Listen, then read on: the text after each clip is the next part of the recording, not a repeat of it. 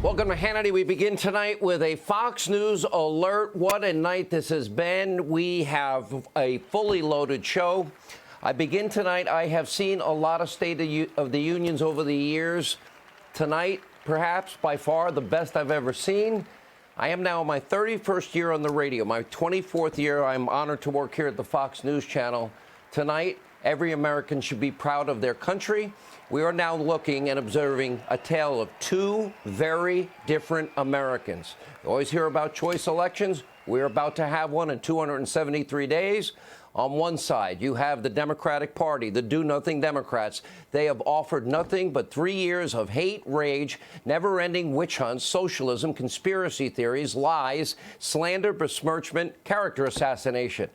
Now, it's the party that wants to what? Nationalize everything, even supporting infanticide and abortion after birth, as the Virginia governor told us.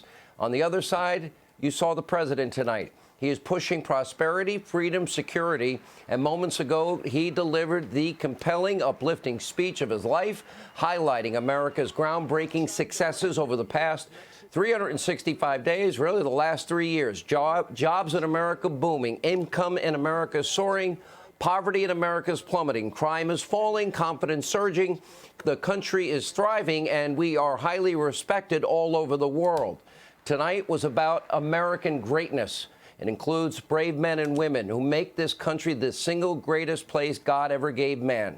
And moments ago, the president honored the parents of Kayla Mueller, the U.S. aid worker who was murdered by ISIS. He also honored tonight a little girl who received a new scholarship tonight to advance her life and her education. We met a general tonight who was one of the last surviving Tuskegee Airmen. And we met a brave member of this country's Border Patrol, as well as the brother of a man killed by an illegal immigrant tonight. And this special moment with the family of an American soldier serving abroad. It brought the house down. Take a look. But Amy, there is one more thing. Tonight we have a very special surprise. I am thrilled to inform you that your husband is back from deployment. He is here with us tonight, and we couldn't keep him waiting any longer.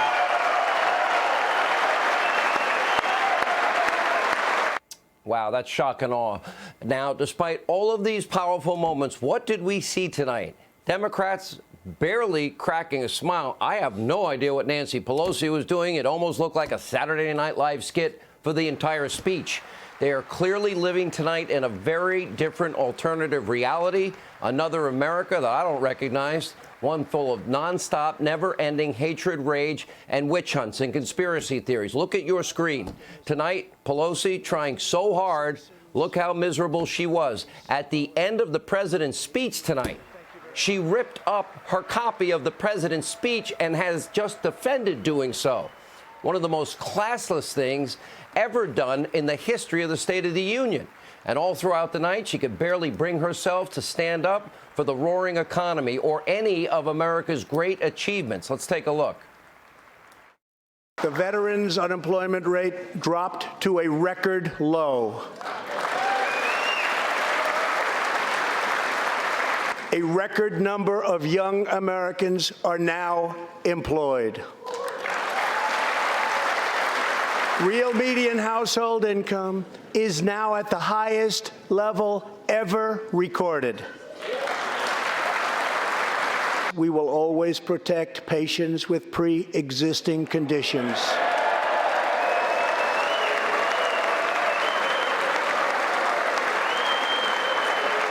Drug overdose deaths declined for the first time in nearly 30 years. Wow, pretty powerful. Now, all throughout the night, we will be listing and we'll be showing the president's accomplishments that he talked about tonight, accomplishments for we, the American people. Pelosi didn't even stand for the little girl who received a scholarship. Is that not something every American can agree on? Apparently not. Take a look. An opportunity scholarship has become available. It's going to you, and you will soon be heading to the school of your choice.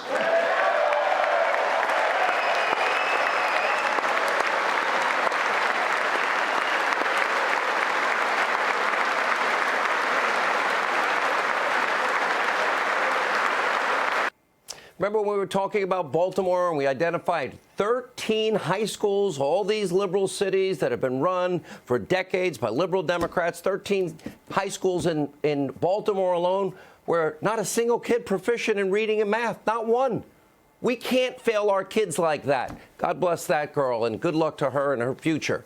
And Nancy Pelosi barely even applauding any of the president's special guests. Imagine being a Democrat and having that much rage, that much hate, that much contempt in your heart. And, of course, Pelosi's Democratic colleagues were just as bad. Many of them, they wouldn't even cheer for the historic advancement when the president mentioned women in the workplace. 72% of the new jobs created for women in this country. Watch this, a tale of two Americas. And last year, women filled 72% of all new jobs added.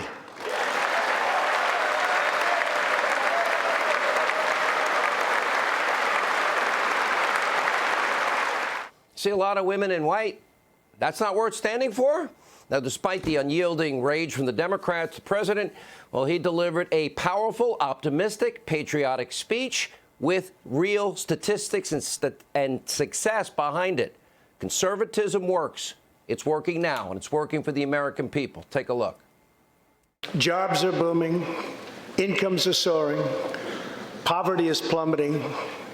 Crime is falling. Confidence is surging. And our country is thriving and highly respected again. This is a blue-collar boom. Members of Congress, we must never forget that the only victories that matter in Washington are victories that deliver for the American people. The people are the heart of our country. Their dreams are the soul of our country, and their love is what powers and sustains our country. We must always remember that our job is to put America first. Public servants serving the people. Look at your screen. Since the president has taken office, our economy has generated over 7 million new jobs. The unemployment rate is now the lowest in over half a century. The unemployment rates for African Americans, Hispanic Americans, Asian Americans have reached the lowest levels in history. We have a record number of young Americans that are now employed. African American poverty has now declined to the lowest rate ever recorded. A 70-year record low unemployment for women in this country. 72% of all new jobs added are going to women in the workforce. Veteran unemployment, that rate dropping again to a record low. The unemployment rate for disabled Americans, a record low, all-time low. The unemployment rate for workers without a high school diploma is now at a record low. 7 million of our fellow Americans are off of food stamps. 10 million people have been lifted off of welfare. The net worth of the bottom half of wage earners in America has increased by a whopping 47%. Low-income workers in America have seen a 16% pay increase. Median household income is now at the highest level ever recorded. 12,000 new factories. Who said those jobs are not coming back? A booming stock market. That means America is winning. America's forgotten men and women are winning. Tonight's speech was not just about the massive success of the Trump agenda. The president also, he took time along with the First Lady, Melania Trump, and they gave a very special award to one of the single most influential, important, stoic voices this country has ever known. Let's take a look. Here tonight is a special man, beloved by millions of Americans, who just received a stage 4 advanced cancer diagnosis. This is not good news, but what is good news is that he is the greatest fighter and winner that you will ever meet. Rush Limbaugh, thank you for your decades of tireless devotion to our country.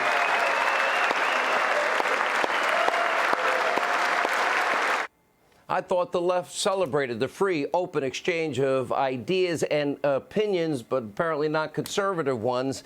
And we pray for Rush Limbaugh tonight. He is a fighter.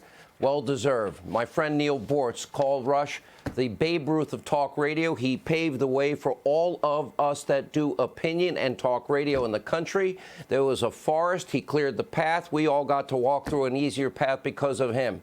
Perhaps no one in modern history has advanced the cause of patriotism, free speech, love of country, love of the Constitution of the United States more than Rush. Without Rush, well, nothing I do here would be possible. That path that he forged for all of us in the conservative movement all over America and fought each and every single day to make this a more perfect union. Everyone who has ever battled cancer knows someone who has battled cancer. You do understand how difficult, how earth-shattering this diagnosis can be. You know, some of the same politicians that have, well, they go on controversial shows like Don Imus, who just passed away, or Howard Stern, they go on his show. He said controversial things. We ought to celebrate freedom of speech, whether you agree or disagree. But we are blessed to live in a country that, thank God, we have the greatest, the best scientists and doctors and healthcare professionals anywhere in the world. And Russia is blessed with a wonderful family, a deep, unyielding faith, belief in God. We all pray for his speedy recovery tonight. And coming up, we'll have more of that powerful moment. But we also have full reaction tonight, analysis to the president's address from Senator Ted Cruz, Lindsey Graham, Ivanka Trump, so much more. We also have a lot of other big breaking news to cover today, and we will start with what is known as the dumpster fire of the Iowa Democratic Caucus. The Trump campaign called it the sloppiest train wreck in history. That's probably an understatement. It has been more than 24 hours since the votes took place. We still do not have the full results. And for the better part of the day, we didn't have any results at all. Nothing. Democratic Party blaming it on, a coding error in its election software and problems with its backup system. Wow, kind of reminds me of their promises of Obamacare. Keep your doctor, keep your plan, on average save $2,500 a year. Millions lost their doctors, millions lost their plan. We all pay almost 200% more. We didn't save anything, and almost 40% of Americans only have one option for an Obamacare exchange. That's the promise of the left. Same people that have destroyed one big city in this country after another. They want to control your health care. They want to control your businesses. Now they want to nationalize the entire energy sector, the lifeblood of the world's economy. And they can't even count a few thousand votes in the state of Iowa. I don't trust them. It's pathetic. And tonight it is clear, and it's not actually not clear, why a huge percentage of the vote is MIA. We have no idea what really happened. One thing we can tell you, and that's certain, Bernie Sanders, his supporters, well, it looks like they're after Bernie again. Seemed like we were an island here when poor Donna Brazil had to call Bernie Sanders, as we told you last night, and say, yeah, they stacked the deck against you. They rigged it. Are they rigging it again? Likely Iowa frontrunner could have been robbed. Nobody will know. Quid pro quo Joe, he has been given ample cover for what looks like a pathetic fourth-place finish, a disaster for him. Now, this comes on the heels of more panicked attempts by the DNC officials. Well, they want to change the rules again because they think Bernie has a shot at winning. Look at this political report that came out yesterday. Some have discussed, quote, changing the rules to give the superdelegates more power. They want the votes to count like they did in Hillary's 2016 election. And recently, the party rewrote debate qualifications. Well, Biden's falling apart, so maybe it'll help Mike Bloomberg in case we need him at some point. And by the way, maybe he can buy his way onto the debate stage. Even Michael Moore is furious about that. This is 2016 on steroids all over again. History more than repeating itself. Remember, they cheated Bernie, and then they used a dirty Russian dossier that they leaked to the press, and then we found out that they took away one person's civil rights, Carter Page, his civil liberties. Why? So they could backdoor and spy on a presidential campaign of Donald Trump, then his transition team, and then deep into his presidency. All of that happened. And the dirty Russian dossier, Hillary Clinton paid for. Apparently, Democrats didn't care about Russian interference only if it was Donald Trump, which didn't happen. Or Ukrainian interference, which we're told also happened, as chronicled by the January 11th, 2017 Politico investigation and by a Ukrainian court. That's right, a DNC operative going into the Ukrainian embassy to get dirt on Donald Trump and others. Nobody seemed to care. Like they don't care about quid and pro and quo Joe. You're not getting the billion unless you fire the prosecutor investigating my zero experience son being paid millions. If this continues, we are on the verge of a civil war within the Democratic Party. They will soon nominate a radical, devout communist. Well, in the case of Bernie Sanders, who actually honeymooned in the Soviet Union, you can't make this up. Or another radical socialist who will pretend to be a moderate in a general election and will inspire nobody. Look at the enthusiasm gap. Now, despite essentially running uncontested, President, he didn't need many people to show up in Iowa last night, but guess what? Massive amount of Iowa Republicans turned out to caucus for President Trump. Look at these reports. It was the most ever for a sitting president. And meanwhile, Democratic numbers, they're way down from the Obama years. As one article put it, quote, Democrats were counting on Barack Obama levels of enthusiasm, and they got Hillary Clinton numbers instead. And a friendly reminder, Hillary lost the state of Iowa and lost the election. And then fast forward to today, and now it's important to ask yourself, and this is for any election, are you better off than you were 4 years ago? Look at your screen. Perhaps you'll find the answer there, because I think the answer is pretty clear. On every single promise, did the president make it? Did the president keep it? Now, by the way, these polls are now reflecting the president's tremendous success. Look at the Gallup poll out today showing that the president's approval numbers are at an all-time high. According to the same poll, Americans' confidence in the economy is higher than at any point in the past 2 decades. National satisfaction is the highest in nearly 15 years. In fact, it is the highest economic approval rating not only for Donald Trump, but for any president since George W. Bush enjoyed the stratospheric job approval ratings in the first few months after the September 11, 2001 terrorist attacks. And that's not all. Look at this new Zogby poll. The president's approval rating is above 50%, an expanding base of minority and suburban voters. Surprise, surprise, it looks like the president's accomplishments are paying off, and Democrats' 3+ years of doing nothing, absolutely nothing, except conspiracy theories, lies, hoaxes, and witch hunts are not particularly doing well for them. And tomorrow, the latest insane charade will officially be over. Thank God. The president will be acquitted with even possible bipartisan support. Even moderate Republican Susan Collins, she made a compelling case why she is voting no on both articles of impeachment. She is voting to acquit. And you, the American people, in 273 days, you will be the ultimate jury. You will render the final verdict, and you have the ability and the opportunity to once again shock the world.